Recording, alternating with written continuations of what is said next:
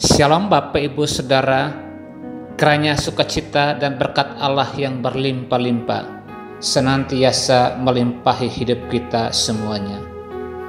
Renungan hari ini terambil dari Lukas pasal 3 ayat 1 sampai ayat yang ketiga.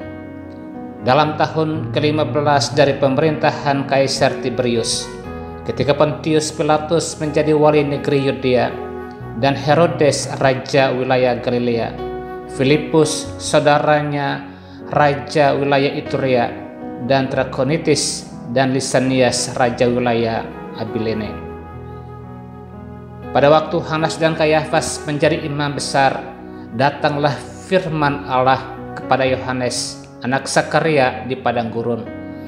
Maka datanglah Yohanes ke seluruh daerah Yordan dan menyerukan, "Bertobatlah dan berilah dirimu dibaptis, dan Allah akan mengampuni dosamu."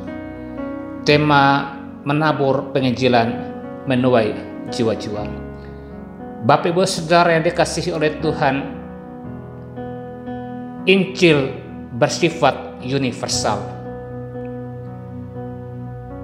menjangkau batas-batas yang tak bisa dijangkau oleh kekuatan manusia. Injil Lukas menyajikan nama hebat para pemimpin yang luar biasa, pemimpin politik maupun pemimpin keagamaan. Ini menandakan bahwa Injil merupakan kebutuhan dasariah daripada semua orang. Siapapun saudara, apapun jabatanmu, bagaimana kondisi keluargamu, apapun pergumulan yang saat ini dihadapi, dimanapun engkau tinggal, tetapi Injil adalah jawaban untuk segala persoalan dasariah kita. Dosa adalah problem utama manusia. Yohanes 3 ayat 16, "Karena begitu besar kasih Allah akan dunia ini, sehingga ia telah mengaruniakan anaknya yang tunggal, supaya setiap orang yang percaya kepadanya tidak binasa, melainkan beroleh hidup yang kekal." Allah yang penuh dengan rahmat, dengan kasih-Nya yang kekal, memberikan putra tunggalnya menjadi misionaris agung. Yesus Kristus turun ke bumi menjadi manusia oleh karena cintanya untuk membebaskan setiap manusia, setiap saudara dan saya, untuk kembali menikmati kehidupan di dalam Kristus sendiri. Yohanes mendapatkan pesan firman Allah di padang gurun Yudea, sebuah pesan yang merupakan kerinduan dan jawaban daripada kehidupan umat manusia kala itu, tetapi juga sebuah kerinduan dasariah bagi kehidupan manusia saat ini, baik pribadi, keluarga, komunitas, maupun kehidupan berbangsa dan bernegara. Saat ini semuanya telah terkontaminasi dengan kehidupan dunia yang begitu menggempur dengan hebatnya. Manusia memilih untuk terus menjauh dan menjauh dari Tuhan,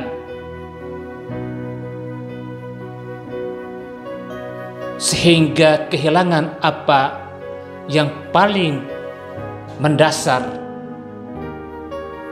pemulihan hubungan dengan Tuhan dan berkat-berkat surgawi. Yohanes menanggapi panggilan itu. Dia pergi ke padang gurun Yudea. Dia memberitakan firman Allah, menyampaikan pesan ilahi, "Bertobatlah dan berilah dirimu dibaptis," sebagai wujud penyerahan dan pengakuan betapa tak berdayanya manusia itu tanpa Tuhan. Orang-orang dari berbagai wilayah dan berbagai daerah datang dan mendengarkan. Mereka memberikan tanggapan dan respon sehingga ada pengampunan dosa, ada keselamatan, ada pemulihan, ada kesembuhan yang terjadi oleh karena Injil yang ditabur di daerah yang gersang itu membuat penuaian besar terjadi. Bapak Ibu Saudara yang dikasihi oleh Tuhan,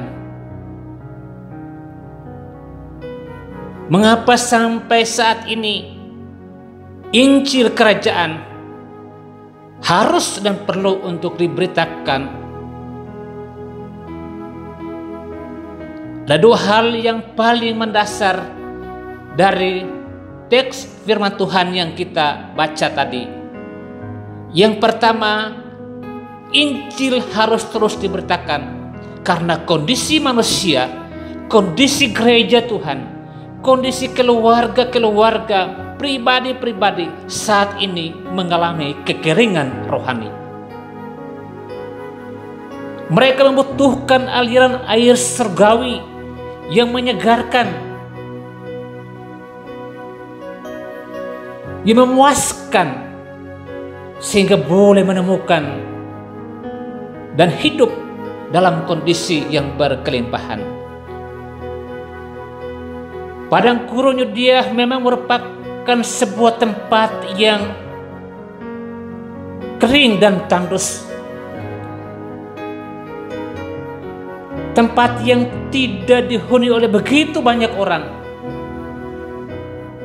Tetapi ini sesungguhnya menandakan bahwa manusia secara rohani sementara mengalami kekeringan.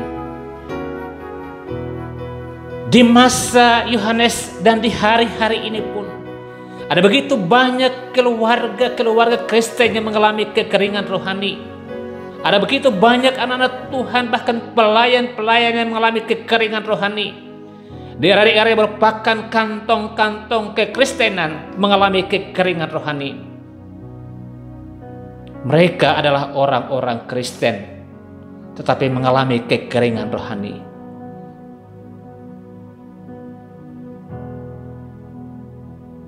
Mereka butuh kasih Yesus. Saudara dan saya yang mendengarkan firman Tuhan ini memberikan tanggapan itulah. Kita harus menabur benih Injil bagi siapa yang kita jumpai.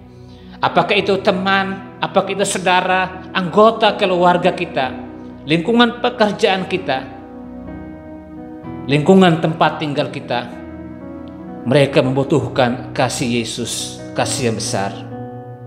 Ada pengampunan yang tersedia, ada pemulihan yang terjadi, ada kelimpahan yang diberikan ketika saudara datang kepada Tuhan Yesus.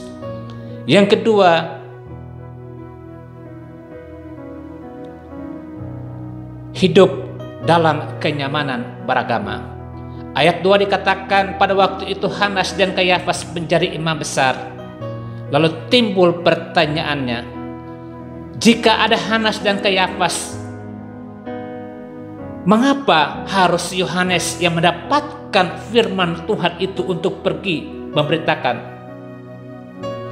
Karena kekeringan rohani telah melanda pemimpin-pemimpin gereja, telah melanda pelayan-pelayan Tuhan. Mereka melakukan ritual, melakukan ibadah, tetapi itu hanya merupakan sesuatu yang rutinitas. Perkataan-perkataan yang mati, yang tidak ada kuasa yang sanggup mengubahkan. Orang-orang hanya melakukan apa yang menjadi kewajibannya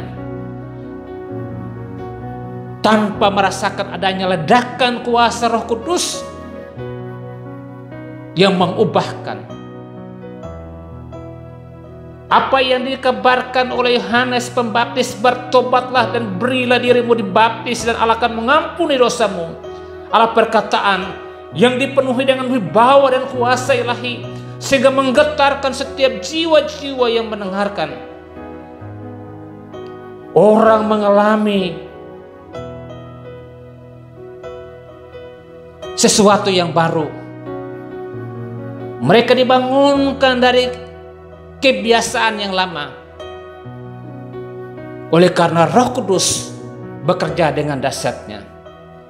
Bapak Ibu Saudara yang dikasihi oleh Tuhan, mungkin Anda adalah seorang pelayan, mungkin Anda adalah seorang Kristen, keluargamu keluarga Kristen, sejak orang tuamu orang Kristen. Tapi ingat,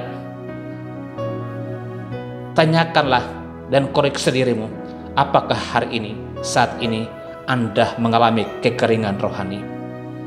Hanya melakukan kegiatan-kegiatan ibadah sebagai sesuatu yang rutinitas, tetapi tidak mengalami pembaharuan hidup, tidak mengalami sesuatu yang dahsyat yang berbeda, bahkan cenderung kompromi dengan kehidupan di sekitar ini. Hari ini berilah dirimu kepada Tuhan Yesus. Roh Kudus akan membawa masuk dalam sebuah kehidupan yang baru. Ada dinamika yang baru, sehingga melalui kehidupanmu orang lain diselamatkan. Panggilan kita memberitakan firman Allah. Ladang telah menguning, kitalah penuainya. Lakukan bagian kita, Tuhan Yesus melakukan bagiannya. Kita melihat tuaian besar terjadi. Kita berdoa. Tuhan Yesus berkati setiap kami, sehingga kebenaran firman yang kami dengar sungguh-sungguh meneguhkan kami, menyadarkan kami, supaya kami menjadi orang-orang yang menabur Injil, karena kami tahu bahwa tuaian pasti terjadi. Dalam nama Tuhan Yesus Kristus. Amin.